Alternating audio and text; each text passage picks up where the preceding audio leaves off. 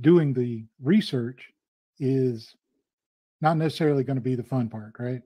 And we had Mr. King on here a couple of weeks ago. He was talking about the research he did before he released a single YouTube short.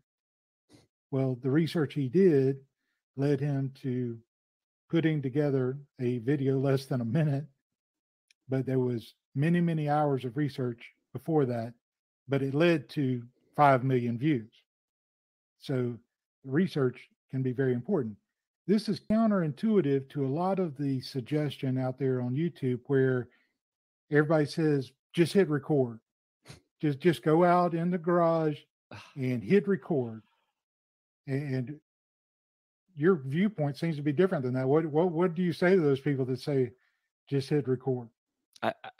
I'm glad you brought it up, RT.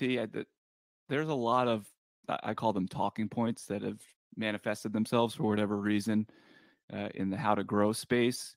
The just hit record is probably one of the ones that drives me the most insane. I mean, you can go out and just hit record, but again, set your expectations for what you think the output and the end result is going to be.